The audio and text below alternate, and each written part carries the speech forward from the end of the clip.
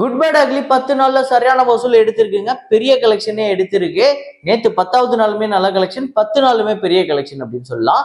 So துணிவுமே Ajith அவர்களோட ஒரு சூப்பரான ஹிட்டான படம். அந்த படத்தோட 10 நாள் கலெக்ஷனையும் குட் பேட் அக்லி 10 நாள் கலெக்ஷனையும் கம்பேர் பண்ணி பார்க்க போறோம். ஸோ எப்படி இருந்தாலும் குட் பேட் அக்லி தான் லீட்ல இருக்கும். அது எந்த அளவுக்கு டிஃபரன்ஸ் இருக்கு அப்படிங்கறத இந்த வீடியோல நம்ம ரொம்ப தெளிவா பார்க்க போறோம். அதை தாண்டி சச்சின் ரீரிலீஸ்ல நேத்து 2வது நாள் எப்படி பெர்ஃபார்ம் பண்ணியிருக்கு, அப்புறம் 10 ஹவர்ஸ் அப்படிங்கிற சிபிராஜ் அவர்களோட படம், அந்த படம் எந்த அளவுக்கு கலெக்ட் பண்ணியிருக்கு, ஜாட்டு, அப்புறம் கேசரி சாப்டர் 2, மலையாளத்துல பசூகா, ஆலப்புழா ஜிம்கானா, அப்புறம் மரண மாஸ், இது இல்லாம தெலுங்குல சில படங்கள், ஹாலிவுட்ல சின்னர்ஸ் அப்படின்னு ஒரு படம் வந்திருக்கு.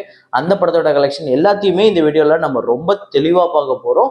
ஸோ டைம் வேஸ்ட் பண்ணாம வாங்க வீடியோக்குள்ள போயிடலாம். அதுக்கு முன்னாடி ப்ளூ தக்காளி யூடியூப் சேனலை சப்ஸ்கிரைப் பண்ணாம பார்த்துட்டு இருக்கீங்க அப்படின்னா பண்ணிக்கோங்க. அதே மாதிரியே வீடியோக்கு லைக் அப்படிங்கிறத ப்ரெஸ் பண்ணிக்கோங்க. வாங்க வீடியோக்குள்ள போலாம்.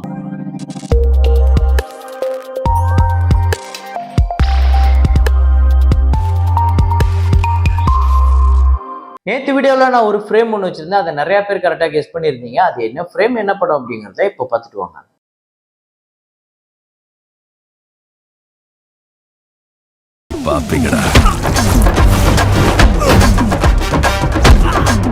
ஆமாங்க, ரெட்ரோ தான்.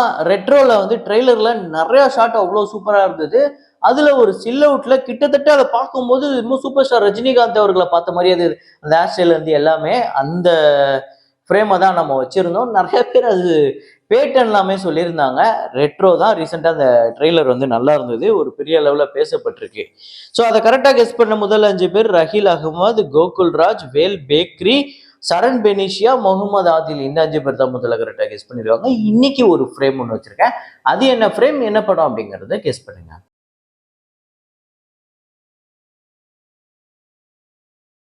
மைன்கிராஃப்ட் மூவி இந்த படத்தோட டே 16 கலெக்ஷன் இந்தியாவில் 69 லட்சம்.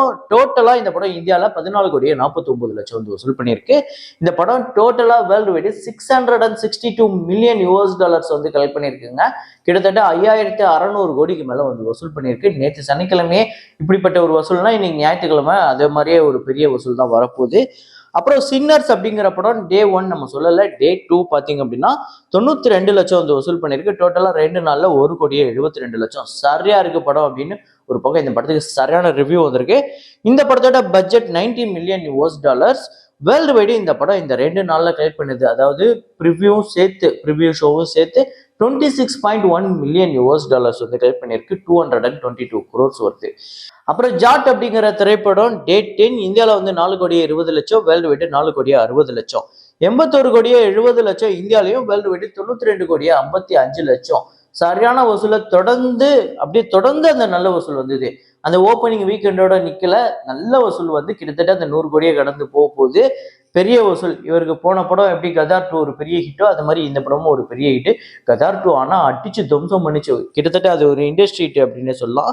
அப்புறம் கேசரி சாப்டர் 2 நேற்றுமே ஒரு நல்ல கலெக்ஷன் வந்திருக்கு. டே 2 இந்தியாவில் 10 கோடியே 62 லட்சம், உலகம் முழுக்க 15 கோடி. டோட்டலா 20 கோடியே 25 லட்சம் இந்தியாலையும், உலகம் முழுக்க 30 கோடியே 27 லட்சம். ஸோ ஆனால் இது பத்தாது. கண்டிப்பா இந்த படம் ஒரு பெரிய பெர்ஃபார்மன்ஸ் வேணும். பார்ப்போம். இன்னைக்கு ஒரு 20 கோடி 25 கோடி கிட்ட வருதா உலகம் முழுக்க. டோட்டலா இந்த ஓப்பனிங் வீக்கெண்ட்லேயே 50 கோடியை கடக்குதா அப்படிங்கிறத கண்டிப்பா இந்த படம் ஒரு பெரிய வசூல் எடுக்க வேண்டியது இருக்கு. ஒரு 150-160 கோடி கிட்ட இந்த படத்துக்கு தேவைப்படுது லைஃப் டைம் கலெக்ஷன்.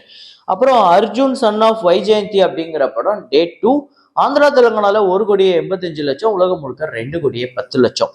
டோட்டலா 6 கோடியே 10 லட்சம். ஆந்திரா தெலுங்கானாலையும் 7 கோடியே 5 லட்சம் வசூல் பண்ணியிருக்கு. டே 2 ஒரு பயங்கர டிராப் இருக்கு.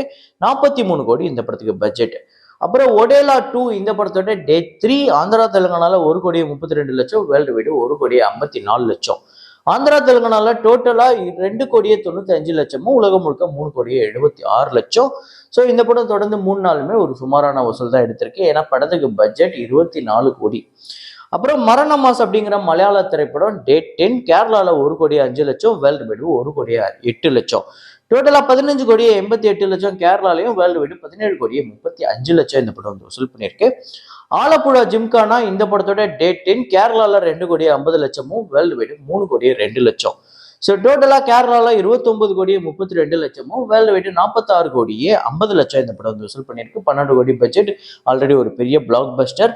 பசூகா திரைப்படத்தோட டேட் 10 கேரளால 32 லட்சம், வேர்ல்டு வைடு 85 லட்சம். 14 கோடியே 49 லட்சம் கேரளாலையும், வேர்ல்டு வைடு 27 கோடியே 65 லட்சம் இந்த படம் வந்து வசூல் பண்ணியிருக்கு. அப்புறம் தமிழ்ல பாத்தீங்க அப்படின்னா நாங்கள் அப்படிங்கிற படம் டேட் 2 தமிழ்நாட்டுல 1 லட்சம், டோட்டலாவே இந்த படம் 2 லட்சம் தான் வந்து வசூல் பண்ணியிருக்கு. 3 கோடி பட்ஜெட். அப்புறம் 10 ஹவர்ஸ் அப்படிங்கிற படம் டே 2 தமிழ்நாட்டுல 33 லட்சம், வேர்ல்டு வைடு 35 லட்சம்.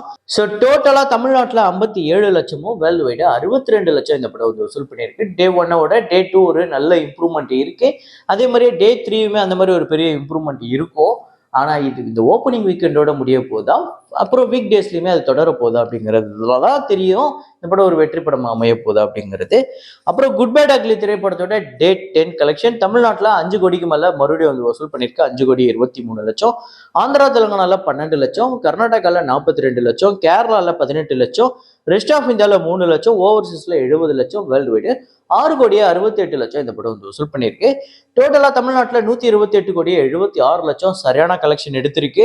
அப்புறம் ஆந்திரா தெலுங்கானால 6 கோடியே 19 லட்சம், கர்நாடகால 13 கோடியே 50 லட்சம், கேரளால 4 கோடியே 17 லட்சம், ரெஸ்ட் ஆஃப் இந்தியாவில் 2 கோடியே 8 லட்சம், ஓவர்சீஸ்ல 57 கோடியே 84 லட்சம், உலகம் முழுக்க 212 கோடியே 54 லட்சம் இந்த படம் வந்து வசூல் பண்ணியிருக்கு. சரியான கலெக்ஷன் 212 கோடியே 10 நாள்ல கடந்திருக்கு. ஸோ இப்போ துணிவு வர்சஸ் குட் பேட் அக்லி இந்த படத்தோட 10 நாள் டோட்டல் கலெக்ஷனோட கம்பாரிசனை பார்த்துருவோமா?